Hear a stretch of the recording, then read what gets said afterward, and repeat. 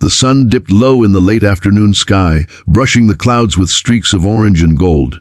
Families filled the city park, children laughing as they darted across the playground, parents relaxing on benches with coffee in hand, and groups of teenagers huddling together, trading jokes and loud laughter that carried across the open green. On one of the benches near the swing sat Emily Carter, a woman in her mid-30s, her posture quiet and reserved. She had soft chestnut hair that fell around her shoulders and eyes that looked tired but gentle, like she had seen much of life, yet still carried a kindness most people had lost. Her son Daniel, an 8-year-old with boundless energy, ran from slide to monkey bars, shouting with joy. Emily smiled at him, adjusting her light cardigan closer around her frame, always preferring to blend into the background, unnoticed, unseen. To most, she looked like any ordinary single mom. She wore simple jeans and sneakers, nothing flashy. She didn't stand out in a crowd. If someone glanced her way, they'd see nothing but a woman quietly watching her child, shy and unassuming. But Emily Carter was not ordinary. Beneath that quiet smile, beneath the cautious way she carried herself, hid a truth almost no one around her would ever guess. Emily was a highly trained FBI agent. She had worked undercover in dangerous operations, dismantled trafficking rings, infiltrated organized crime, and faced men armed with knives, guns, and worse. She had stared down killers without flinching. But here, in this park, she wasn't Agent Carter. She wasn't the woman who could disarm a man in seconds or break bones with her bare hands. She was simply Daniel's mom, wanting him to live a normal life, away from the shadows she had walked in for so long. But fate has a cruel way of testing people. It started with whispers. A group of older teens lounging near the skate ramp noticed Emily sitting alone. 3 boys and 2 girls, all around 17, dressed in ripped jeans, hoodies, and caps turned backward, their voices loud and careless. They were the type who thrived on making others uncomfortable, feeding on weakness like wolves. One of them, tall and broad with a mean smirk, nudged his friend and pointed at Emily. "Hey, look at her.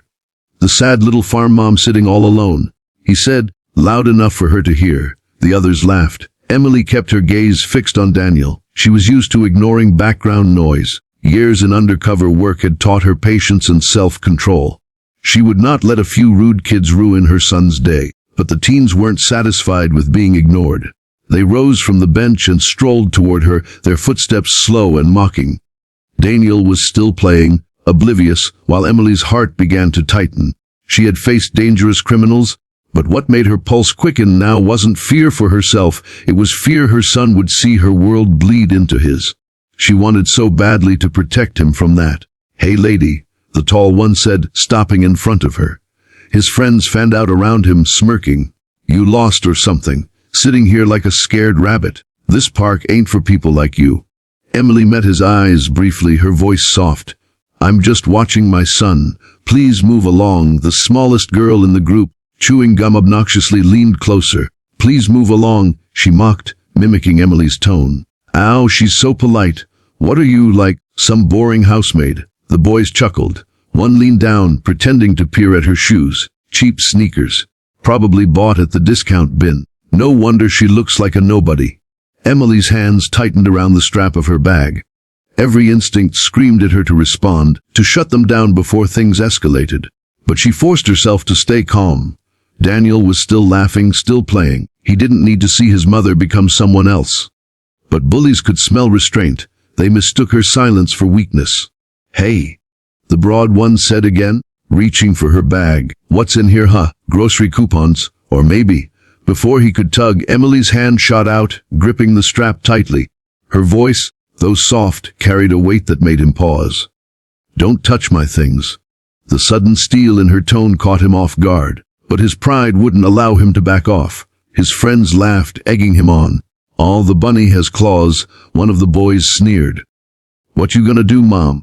Call the cops?" Cry. Emily's jaw clenched. She wanted to end this right here, right now, but Daniel came running toward her, holding a toy car he'd found on the ground. "Mom, look at this!" Someone dropped it. Emily's expression softened instantly, her world shifting back to what mattered most.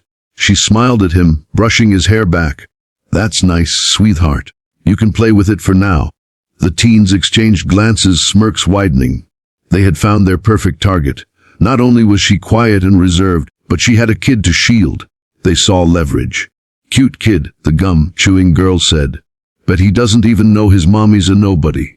Daniel blinked at them, confused. Mommy's not a nobody. Emily pulled him close, whispering gently, "Go back to play, Daniel. It's okay." He hesitated but obeyed. Running back toward the slide, Emily exhaled slowly, her eyes following him. But inside, something began to shift. The tall boy leaned closer. "What's wrong, Mommy? You scared will hurt your little boy. Maybe we should teach him what happens when nobodies sit where they don't belong." That was it. The line. The one they should never have crossed. Emily's eyes snapped back to his, and for the first time her mask slipped. Her gaze was no longer that of a shy, quiet woman. It was sharp, cold, calculating, the eyes of an agent who had faced monsters and never flinched. The boy faltered for just a second, confused by the sudden shift, but quickly puffed his chest, unwilling to show weakness in front of his crew. "Don't," Emily said, her voice low, calm, but dangerous. "Stay away from my son." The group laughed again, but unease rippled under the sound. They didn't understand why her words made their stomachs tighten. One of the girls pulled out her phone, whispering, "Yo, this is gonna be funny. Let's film this. Single mommy gets roasted at the park." Emily sighed, trying to hold back the storm. She hadn't wanted this. She had prayed it wouldn't come to this. But bullies never stopped when you asked nicely. The tall boy reached out, pushing her shoulder. "What you gonna do, huh? Just sit there. Pathetic." Daniel from the slide shouted, "Don't touch my mom." Emily's hands itched, her muscles tightened like coiled springs. Her years of training screamed to act, but she held herself back one final time because the moment she crossed that line, there would be no going back. And yet, she knew the fight was coming. She rose slowly from the bench, standing taller than they expected, her calm presence shifting into something colder, sharper. The bullies weren't prepared for the storm they had just summoned.